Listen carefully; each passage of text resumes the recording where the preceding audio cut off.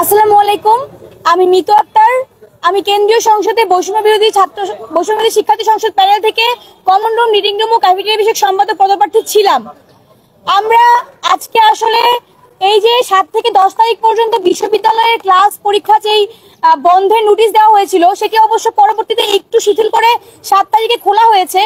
এটা একটা নোটিশ ছিল এবং সারা দেশে যে বাকৃবিতে, চবিতে এবং রাবিতে যেই উদ্ভূত পরিস্থিতি সৃষ্টি হয়েছিল সেগুলোর জন্য আসলে আমাদের ডাকসুর উপর কোনো প্রভাব পড়বে কিনা, এবং আমরা জানি যে 2 দিন আগে নুরুল ইসলাম নূর ভাইয়ের উপর যে অতর্কিত হামলা হয়েছে সেটাও আসলে ডাকসু বানচালের কোনো পায়তারা কিনা, সেটার জন্য আমরা আসলে শঙ্কায় ছিলাম যে ডাকসু বন্ধ হবে।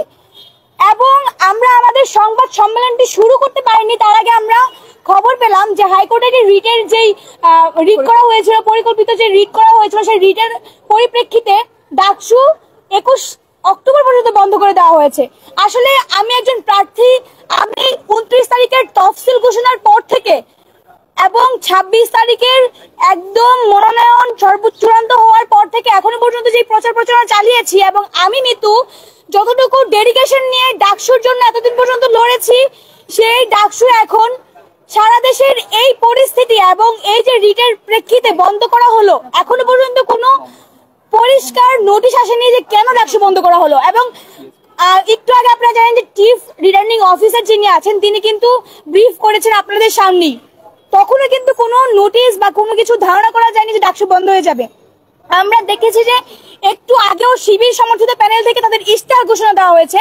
আমরা জানি আরেকটু পরে ওমা প্যানেল থেকেও ইশতেহার ঘোষণা করা হবে। সবাই কিন্তু আমরা একদম প্রস্তুতি নিয়ে, ইশতেহার নিয়ে, প্রচারণা নিয়ে মাঠে আছি।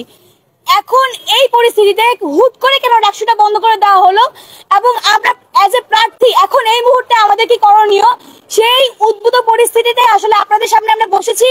আমরা প্রার্থী হয়ে কি ভুল করেছি, বা আমরা আসলে দেশের এই উদ্ভূত পরিস্থিতিতে সরকার কি করছে, ইন্টারিম গভর্নমেন্ট কি করছে, আমাদের নির্বাচন কমিশন কেন হুট করে এরকম একটা সিদ্ধান্ত দেওয়ার ক্ষেত্রে হাইকোর্ট কিভাবে রায় দিতে পারে, তারা আসলে কি এখানে মানে অজানা কোনো তথ্য আসলে ওদের কাছে নাই কেন, হাইকোর্ট কিভাবে একটা রায় দিতে পারে আমাদের ডাকসু নির্বাচন বন্ধের ব্যাপারে। আপনি দেখেন যে আমাদের ঢাকা বিশ্ববিদ্যালয় একটি স্বায়ত্তশাসিত প্রতিষ্ঠান, এই স্বায়ত্তশাসিত প্রতিষ্ঠানের পক্ষে আসলে হাইকোর্ট কিভাবে রায় দিয়ে একটা ডাকসু বন্ধ করে দেওয়ার ঘোষণা দিতে পারে। আমরা একজন প্রার্থী হিসেবে খুবই শঙ্কায় পড়ে গিয়েছি, এবং এই পরিস্থিতি বা নির্বাচন কমিশনের পক্ষ থেকে যেহেতু এখনো পর্যন্ত কোনো পরিষ্কার কোনো নোটিশ এখনো আসে না যে ডাকসু বন্ধ হচ্ছে কি হচ্ছে না, হাইকোর্টের যেই ঘোষণা আসছে আমরা সেটা নিয়ে এখনো পর্যন্ত উদ্বেগী, এবং আমাদের 4:30-এর দিকে একটি বিক্ষোভ মিছিল আছে কেন আসলে ডাকসু বন্ধ হয়েছে। আমি চাই সারা দেশের যে উদ্ভূত পরিস্থিতি হয়েছে, যে কারণে আসলে ডাকসুটি বন্ধ হয়েছে, সেগুলো নিয়ে একটু ব্রিফ করবে আমাদের বন্ধু জিএস প্রার্থী এনামুল হক।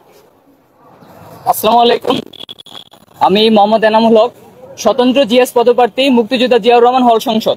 প্রথমে আমি আপনাদের সামনে বাংলাদেশের বিশ্ববিদ্যালয়গুলোতে যে ধরনের অস্থিরতা কাজ করছে সেগুলো সম্পর্কে একটু ব্রিফ করতে চাই। আপনারা দেখেছেন বাংলাদেশ কৃষি বিশ্ববিদ্যালয়ে শিক্ষার্থীদের যৌক্তিক দাবির প্রেক্ষিতে বিশ্ববিদ্যালয় প্রশাসন কিভাবে বহিরাগতদের এনে শিক্ষার্থীদের উপর সহিংসতা চালিয়েছে, আমরা এই বিষয়গুলো নিয়ে বেশ কনসার্ন। আমরা দেখেছি চট্টগ্রাম বিশ্ববিদ্যালয়ে নারী সহিংসতার ঘটনা ঘটেছে। নারী সহিংসতার প্রতিবাদে যখন শিক্ষার্থীরা রাজপথে নেমে এসেছে, তখন এলাকাবাসী শিক্ষার্থীদের উপর চরম ভাবে ঝাঁপিয়ে পড়েছে বা বিভিন্ন ধরনের অস্ত্র সহকারে। এবং এই ক্ষেত্রে আমরা দেখেছি প্রশাসনের অবহেলা। দুপুর 12টায় সংঘর্ষ শুরু হলেও দুপুর 3টায় প্রশাসন যে কারফিউ জারি করে, দুপুর 3:23 সেখানে সেনাবাহিনী পৌঁছায়। আমরা এই সময়গুলোতে দেখতে পাই যে প্রশাসনের অবহেলা রয়েছে। আমরা রাজশাহী বিশ্ববিদ্যালয়ে দেখেছি রাজশাহী বিশ্ববিদ্যালয়ের কেন্দ্রীয় ছাত্র সংসদ নির্বাচনের ক্ষেত্রে বানচালের একটা পরিকল্পনা দেখেছি। সেখানে দেখেছি 24-25 সেশনকে ইনক্লুশন করা না করা নিয়ে একটা সংঘর্ষ তৈরি হয়েছে। বিভিন্ন পক্ষ বিভিন্ন মতামত দিয়েছে। বিশ্ববিদ্যালয় প্রশাসন যদি এই ধরনের প্রশ্ন আগেই সমাধান করত, তাহলে বারবার এই ধরনের পরিস্থিতির সম্মুখীন হইতে হতো না। আজকে ঢাকা বিশ্ববিদ্যালয়ের কেন্দ্রীয় ছাত্র সংসদ নির্বাচনের তফসিল ঘোষণা হওয়ার পরে সবকিছু স্বাভাবিক ছিল, প্রার্থীরা তার প্রচারণা চালাচ্ছিল। কিন্তু আজকে আমরা হুট করে জানতে পারি হাইকোর্ট বিভাগ ঘোষণা করেছেন যে 21 অক্টোবর পর্যন্ত এই ডাকসু নির্বাচন স্থগিত থাকবে। আমরা বিশ্ববিদ্যালয় প্রশাসনের কাছে দাবি জানাতে চাই, আপনারা যথাযথ পদক্ষেপ নিয়ে বিশ্ববিদ্যালয় একটা অটোনমাস বডি, বিশ্ববিদ্যালয় কিভাবে ফাংশন করবে সেটা বিশ্ববিদ্যালয় ভালো করে জানে। এই সিদ্ধান্তের পরিপ্রেক্ষিতে আপিল করে কিংবা যেভাবে এই প্রক্রিয়াটা আগানো যায় সেই প্রক্রিয়াটা সম্পূর্ণ করে 9 তারিখেই ডাকসু ইলেকশন হতে হবে এবং 9 তারিখেই হতে হবে। এটা আমাদের সবচেয়ে বড় দাবি এট দিস মোমেন্টে। ধন্যবাদ। আমরা মনে করি যে ডাকসুকে স্থগিত করার জন্য হাইকোর্ট যে আদেশ দিয়েছে সেটা জুলাই গণ অভ্যুত্থানের সাথে একটা বেইমানি। কারণ এই ডাকসু গণ অভ্যুত্থান ডাকসু আসলে আমাদের গত বছরের জুলাই গণ অভ্যুত্থানের ফসল। যদি জুলাই গণ অভ্যুত্থান না হতো 2019 সালের পর এখনো আমরা ডাকসু পেতাম না। আমরা দেখেছি পূর্ববর্তী সময়গুলোতে রাবিতে ডাকসু বানচালের একটা চেষ্টা করা হয়েছে। ঢাকা বিশ্ববিদ্যালয়ের ডাকসু স্থগিত করে দেওয়া হয়েছে। যেই হাইকোর্ট বা যেই প্রশাসন আসলে জুলাই গণ অভ্যুত্থানের শহীদের রক্তের উপর দাঁড়িয়ে আছে, সেই হাইকোর্ট আসলে আমাদের ডাকসু বানচালের মাধ্যমে বা ডাকসুকে স্থগিত করার মাধ্যমে আমাদের শিক্ষার্থীদের রক্তের সাথে বেইমানি করেছে বলেই আমরা বিশ্বাস করি। এ পর্যায়ে ডাকসু নির্বাচন স্থগিত হওয়া নিয়ে নিজের মতামত অভিব্যক্তি প্রকাশ করবেন রিফতিয়াল জাবেদ, কেন্দ্রীয় সদস্য পদপ্রার্থী, ঢাকা বিশ্ববিদ্যালয় কেন্দ্রীয় ছাত্র সংসদ। আপনারা জানেন গণঅভ্যুত্থানের ফসল আমরা দীর্ঘদিন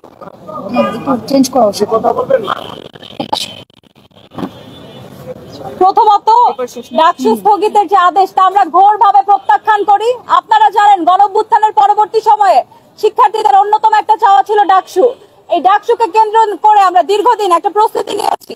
আজকে হুট করে একটা রিটের ভিত্তিতে কিভাবে ডাকসু বানচাল হয় এবং প্রশাসন আমাদের সাথে কোনো আলোচনা না করে কিভাবে এরকম একটা সিদ্ধান্ত নিতে পারেন, আমরা এর তীব্র প্রতিবাদ জানাই এবং ডাকসু বানচাল কোনোভাবেই হবে না। এই ডাকসু করার জন্য আমাদেরকে আমরণ অনশনে যেতে হয়েছিল। যদি আবার ডাকসুর পুনর্বাসন করার জন্য আমাদের অনশন করতে, আমরা সেটাই করব। ধন্যবাদ সবাইকে। আসলে আমি আরো কিছু কথা বলতে চাই যে একজন প্রার্থী হিসেবে যেহেতু এখন ডাকসু বন্ধ হয়ে গিয়েছে, এই মুহূর্তে আমার মতো একজন প্রার্থী, মমর মতো একজন প্রার্থী এবং রিফতের মতো একজন প্রার্থীর কি করা উচিত, বিশ্ববিদ্যালয় প্রশাসন এবং নির্বাচন কমিশন আমাদেরকে উদ্দেশ্য করে এখন এই মুহূর্তে কি বলবে সেটার জবাব আমরা চাই এবং সেটার জবাব অবশ্যই নিশ্চিত করতে হবে। আমরা আমাদের এই প্রতিবাদ জারি রাখবো এবং অবশ্যই চাইবো আগামী 9 সেপ্টেম্বর যেন ডাকসু নির্বাচিত হয়।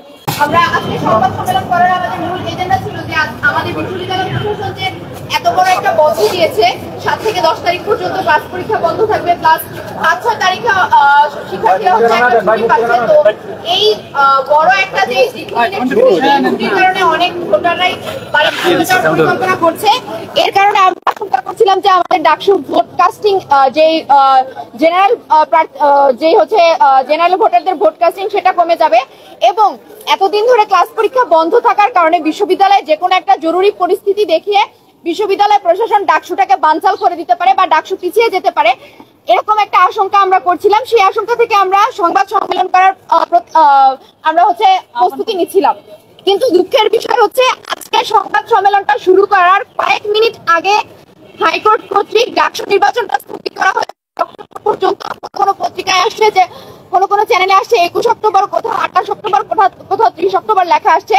তো আমরা যে আশঙ্কাটা করেছিলাম মূলত যে ডাকসু নির্বাচনটা যে কোনো ভাবেই হোক, এই দীর্ঘদিনের একটা বন্ধ ডাকসু নির্বাচন স্থগিত করার একটা প্রচেষ্টা, বিভিন্ন বিশ্ববিদ্যালয়গুলোতে যে ইমার্জেন্সি পরিস্থিতি হচ্ছে, বিশ্ববিদ্যালয়গুলোর হল বন্ধ হয়ে যাচ্ছে, এগুলো আসলে ডাকসু নির্বাচনকে বন্ধ করার একটা অশনি সংকেত ছিল বা ইঙ্গিত ছিল। সেই ইঙ্গিতটাই আসলে আজকে বাস্তবায়িত হলো। এইটা নিয়ে আজকে উদ্ভূত জরুরি পরিস্থিতিতে আমরা আপনাদের সামনে কথা বলতে এসেছি।